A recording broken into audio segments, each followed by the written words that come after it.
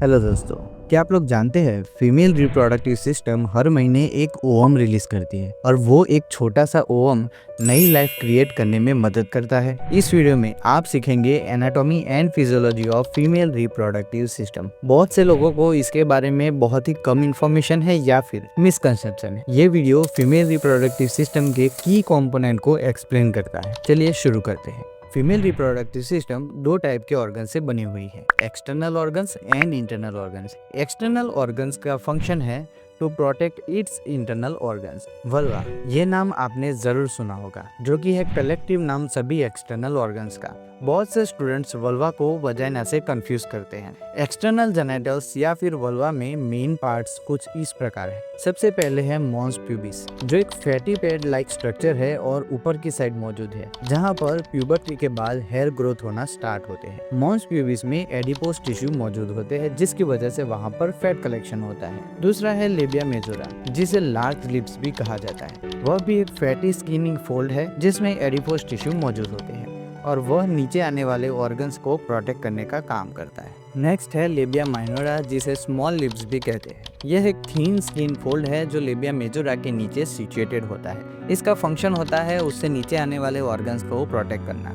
उसके बाद है क्लिटोरिस, जो दो लेबिया माइनोरा के एंड पार्ट पर मौजूद होता है और ये स्मॉल प्रोट्रूजन है which resembles to penis of man. उसके बाद आता है वजाइनल ओपनिंग, जो मेंस्ट्रुअल ब्लड और न्यूबॉर्न के लिए एग्जिट गेट की तरह काम करता है। नेक्स्ट है हाइमेन, जो एक थीन टिश्यू कवरिंग है अराउंड वजाइनल ओपनिंग, जो कि गर्ल्स के डेवलपमेंट के वक्त फॉर्म होता है। उसके बाद आता है यूरेथ्रल ओपनिंग, जो कि यूरिनेशन के लिए एग्जिट पॉइंट की तरह काम करता है।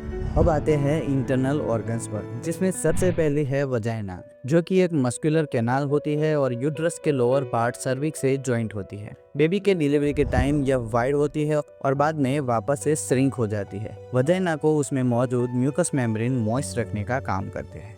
नेक्स्ट होती है सर्विक्स, जो कि है यूट्रस का लोवेस्ट पार्ट। वह स्पर्म को एंटर करने के लिए और मेंस्ट्रुअल ब्लड को एग्जिट करने के लिए वे प्रोवाइड करता है। जब बेबी डिलीवर होता है तब सर्विक्स डायलेट होता है। नेक्स्ट है यूट्रस, जो hollow pear shaped muscular organ है।